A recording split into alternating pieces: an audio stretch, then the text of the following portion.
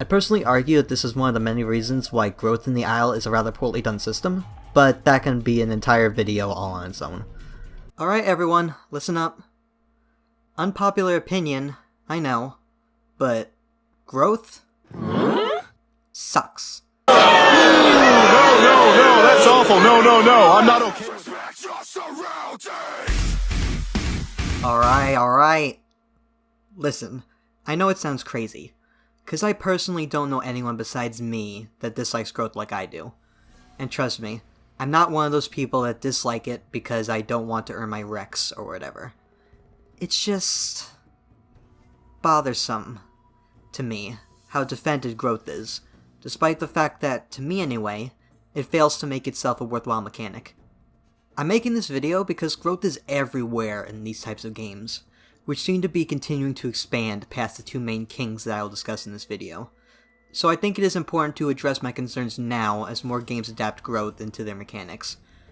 When growth was first announced, for Path of Titans for example, I was immediately scared that it would harm the game, considering how poorly handled it is in the Isle and Beasts of Bermuda. Yeah, I know technically it's an option, but again, the player base gravitates towards growth like carnivores to broadcast spam. So please, I know many of you are maybe mad, scared, confused. Allow me to explain. Now, before I get into it further, I need to say right off the bat that I don't think growth is bad as an idea. It is obvious why it would be great to implement into a game, and why it is positively received by the community at large. It is very immersive and rewarding to see yourself grow up from some tiny little shit into a competent, strong adult.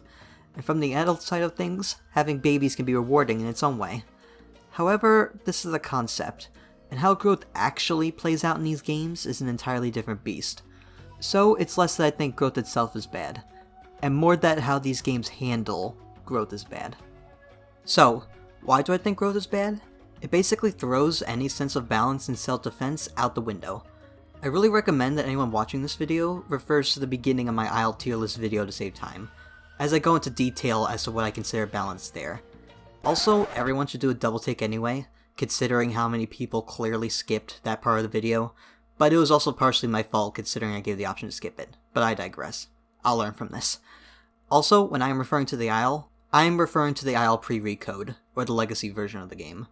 This script was written before Verma came out, and I'd rather not lump it into the situation because of just how early it is. Alright, got that out of the way? Good. Regardless, Legacy Isle can still show us why growth can be a slog. When you're young, you have literally no form of defense against anything bigger than you. Adults are bigger, stronger, and faster than you. Trying to defend yourself is pointless. You're just fodder. This makes growth in general feel a lot less skill or progression based, and more just based on luck. Also, since younger individuals are literally just beta forms of the adults, there's little in the way of interesting things to do while you're actually waiting to become useful. In short terms, it feels less like actual gameplay and more like a waiting timer to adulthood. It's just not that enjoyable. Now I know some people might say, you're tiny, you can just hide. This makes sense, but the problem is that it doesn't actually work. In the Isle, any form of long-term hiding is negated by exploiting the graphics setting, which thankfully doesn't happen too much, but it's still evident enough of a problem for me to hear about it regularly from other people.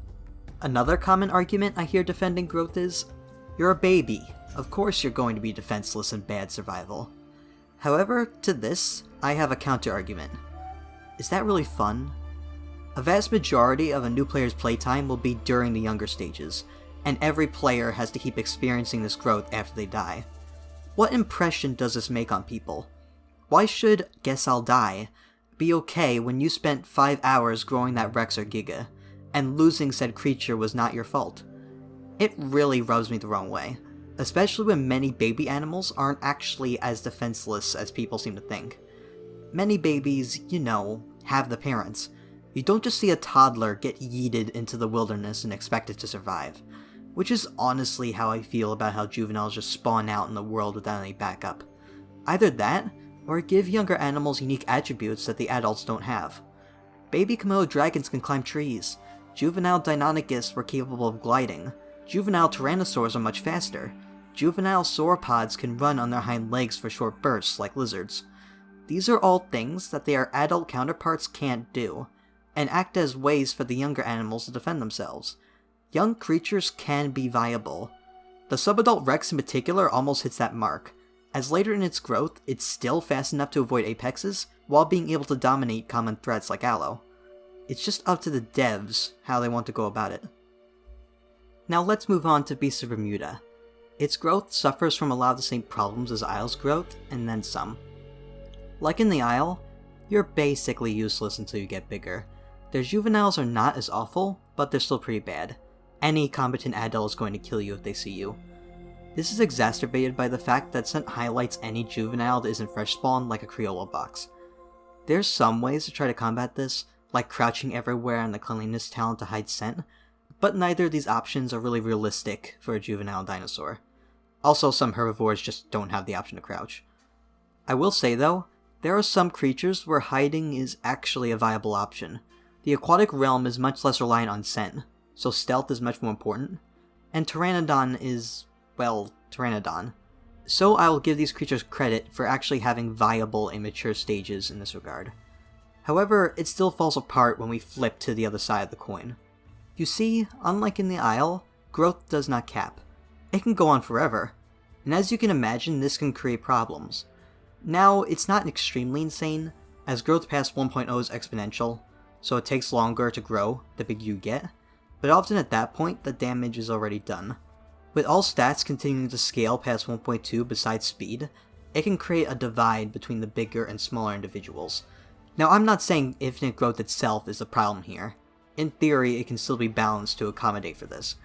However, growth scaling in Beast of Bermuda is literally not balanced past 1.2, which leaves room for absolutely broken stats for anyone with the time and dedication to get to that point.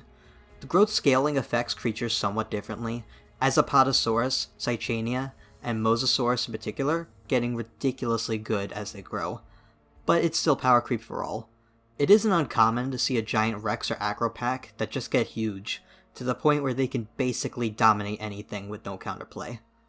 Which brings me to my next point about growth, the counter. As one's dinosaur gets larger, the food demand for them increases.